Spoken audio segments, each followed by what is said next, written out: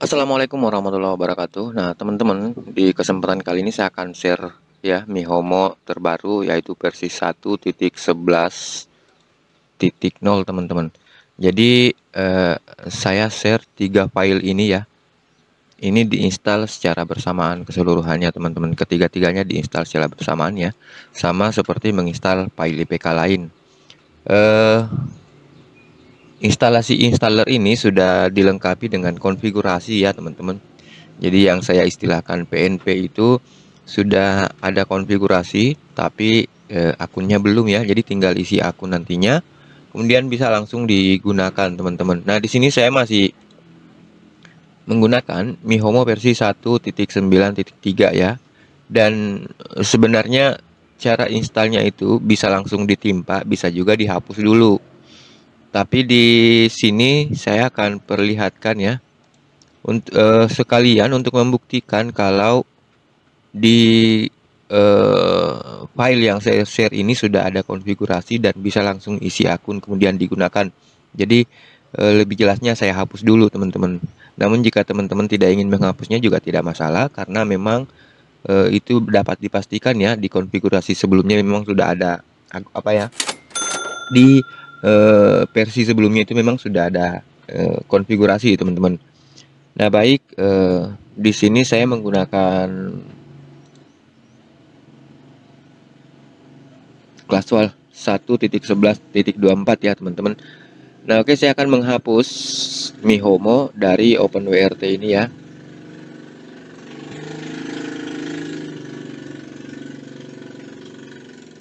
Nah di sini ada Lucia app Mihomo.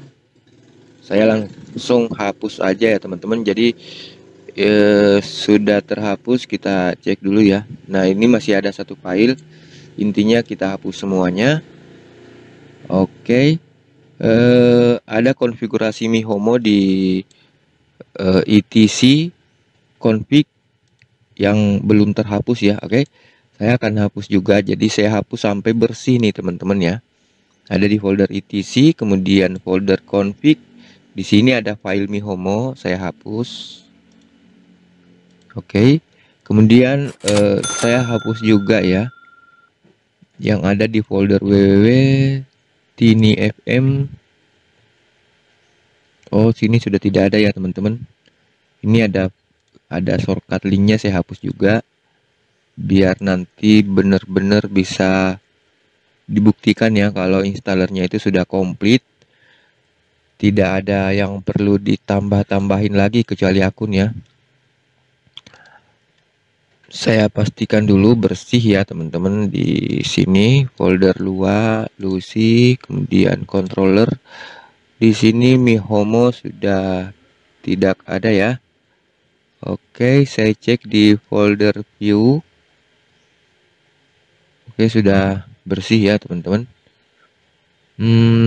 Di folder etc file Mihomo, nah di sini masih ada, saya hapus. Oke, sudah ya. Nah, baik, saya akan upload di folder root seperti biasa ya. Ini saya hapus dulu semua ya, teman-teman. Saya kosongin folder rootnya, kemudian saya upload di sini. Nah, jadi ini ada 3 file nantinya. Saya share dalam bentuk zip. Jadi silahkan diekstrak dulu ya untuk menemukan ketiga file ini. Nah, ini saya langsung drag saja ke sini ya, teman-teman. Oke. Nah, sudah seperti ini, kita pastikan filenya sudah masuk ya di folder root. Kemudian kita buka terminal seperti biasa untuk melakukan OPKG update. Namun sebelumnya kita ketikkan cd dulu, kemudian enter untuk berpindah directory dari directory home ke directory root ya. Nah, baik, kita ketikkan ls dulu untuk memastikan kita berada di folder root dan file IPK yang ada di folder root terdeteksi di sini ya, teman-teman. Selanjutnya OPKG update.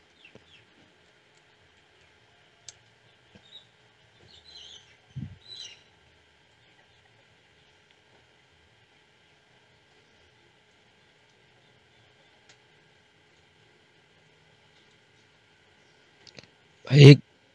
Nah, di sini di menu service sudah tidak ada Mihomo ya teman-teman, sudah tidak ada Mihomo. Tapi di sini ikonnya masih ada, icon tidak saya hapus karena kalau tidak salah saya belum sertakan icon ya teman-teman di konfigurasinya. Akan tetapi pasti akan muncul di menu service ya, jika memang sebelumnya OpenWRT-nya sama sekali tidak pernah menggunakan Mihomo. Nah baik, jika sudah seperti ini kita langsung opkg spasi install spasi bintang titik IPK.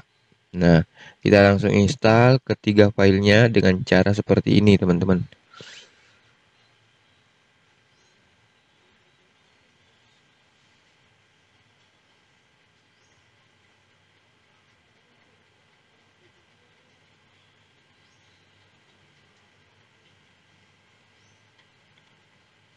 Nah, baik. Jadi, mengkonfigurasi Mihomo, mengkonfigurasi Lucy app Mihomo, dan mengkonfigurasi Mihomo language ya. Nah, baik. Setelah seperti ini, kita coba open new tab ya. Kemudian kita cek di bagian service. Nah, di sini Mihomo sudah muncul kembali, teman-teman. Nah, oke, kita coba buka dan sudah terdeteksi 1.11.0 ya. Oke. Nah, setelah ini langsung tersetting ya, teman-teman, sesuai dengan konfigurasi yang memang sudah ada di dalam file installernya ya. Nah, jadi sudah tidak perlu dikonfigurasi lagi. Ini tinggal isi akun ya, teman-teman. Nah, seperti itu. Kita cek di general config, memang seperti ini ya. Kemudian di external config, ya CD. Nah, IP secretnya itu ini ya, teman-teman. Jadi nanti tinggal disesuaikan. Jadi di sini saya langsung ganti aja ya, biar bisa langsung login nantinya.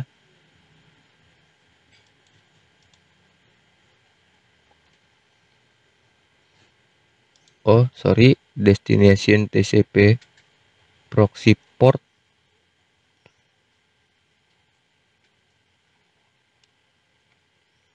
Yang mana ya maksudnya? Ini ada error. TCP port to proxy must be empty. Kita cek dulu, karena ini langsung saya praktekin ya. Sistem bypass all port, kemudian UDP porsi all port.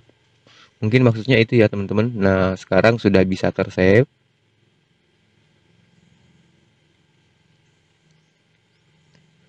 Nah, baik. Kita coba enable ya. Kita coba enable. Kemudian save and apply. Apakah bisa berfungsi dengan ciri-ciri bisa mengakses CACD? Oke, di sini statusnya sudah running. Kita open dashboard, bisa langsung mengakses CACD ya, teman-teman. Saya clear cache dulu.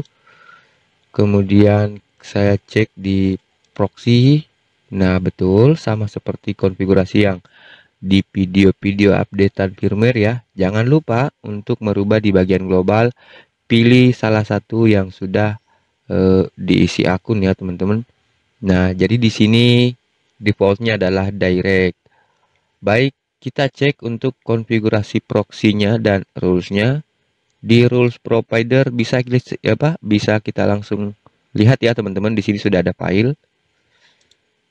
Oke, kita cek di rule provider, sudah proxy provider. Nah, di sini tinggal isi akun, teman-teman. Disesuaikan aja ya. Oke. Nah, ini sudah bisa berjalan. Ini adalah konfigurasi utama ya, teman-teman. Oke, semua berjalan.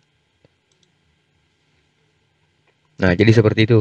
Tadi jika menemukan hal seperti tadi tidak bisa tersave ya, berarti masuk ke proxy config, kemudian ke tab bypass, kemudian di sini diganti menjadi all port semua. Ini hanya ketentuan yang dibutuhkan ya, karena sebenarnya menu ini tidak kita aktifkan teman-teman, karena kita tidak centang di sini ya. Ini hanya persyaratan untuk bisa berjalan di OpenWRT ya. Jadi saya jelaskan dulu mulai dari sini ya. Ini adalah reload service untuk mereload ya, tapi tidak merestart teman-teman, hanya meloading ulang saja. Jika merestart itu tentu akan menstop, kemudian menstart kembali ya. Nah, seperti itu. Ini untuk mengupdate dashboard jika ada updatean dari official MetaCube X ya, karena dashboardnya pakai dashboard ya YACD MetaCube. Dan open dashboard untuk mengakses YACD. Jadi rulesnya semua kedetek di sini. Kemudian proxy. Nah, seperti itu ya, aman. Terus ini enable disable-nya ya, teman-teman. Kemudian ini sudah dilengkapi juga dengan start delay, dan di versi sebelum itu belum ada start delay ya. Nah, di sini ada schedule task jika kita ingin men-schedule restartnya ya. Pengen di restart tiap berapa jam atau tiap jam berapa. Kemudian di sini profilnya kalau kita upload juga akan muncul di sini ya.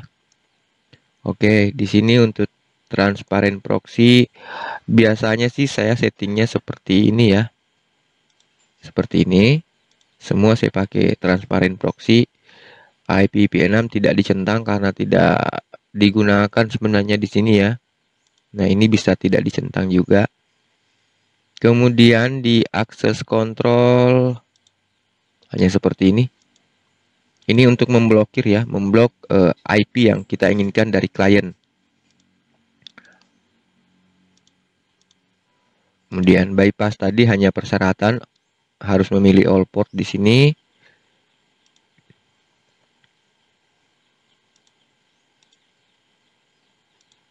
Kalau kita kosongkan, kemungkinan tidak bisa tersave ya. Nah, seperti itu teman-teman. Kemudian kita lanjut. Di sini sudah ada subscription config ya. Kemudian kita menuju ke general config. Log labelnya itu saya pilih error saja, karena kalau kita pilih debug itu akan banyak lognya teman-teman. Jadi seperti ini. Outbound interface-nya bisa ditentukan, bisa juga tidak ditentukan atau unspecific. Maka akan otomatis ya memilih interface modem yang kita gunakan. Kemudian IPv6-nya tidak disable atau tidak enable ya, atau disable. Nah, kita cek di eksternal. Di sini saya sudah pilih ya YACD, password sudah. Kemudian save proxy selection ya. Ini fungsinya untuk nah, saya perlihatkan dulu ya. Fungsinya jika misalkan untuk game kita sudah pilih ke Trojan LB, kemudian tidak kita centang, maka jika kita jalankan ulang, mihomonya akan kembali seperti semula, seperti ini. Jadi fungsinya itu untuk mengunci ya, yang kita sudah tentukan settingannya di YACD. Nah, kita cek inbound config seperti ini. Tune config kita pilih sistem di sini ya, karena bisa juga menggunakan gvisor dan mixed. DNS-nya juga saya sudah isi DNS dari Quad9. Jika ingin mengganti silakan. Kemudian geox config, mixin file content. Nah, seperti itu teman-teman. Nah, di sini adalah lognya. Oke, kita lihat ya lognya ya. Tidak ada yang abnormal, semua berjalan dengan sukses. Nah, baik teman-teman, silakan download filenya kemudian diinstal ya, sesuai dengan video yang saya buat ini teman-teman. Jika tidak mengikuti secara keseluruhan, kemungkinan akan gagal karena saya sendiri baru menginstalnya secara langsung dengan cara menghapus dulu konfigurasi sebelumnya atau miHomo sebelumnya ya. Nah, tadi saya sudah menemukan kalau di bagian bypass itu ada kekurangan di file installernya. Mestinya di file installer saya sudah mengunci juga ya ke konfigurasi seperti ini. Tapi tidak ada masalah. Intinya jika menonton video dari awal sampai selesai, itu saya jamin akan berhasil teman-teman. Baik, terima kasih banyak. Cukup sampai di sini ya. Mudah-mudahan bermanfaat. Assalamualaikum warahmatullahi wabarakatuh.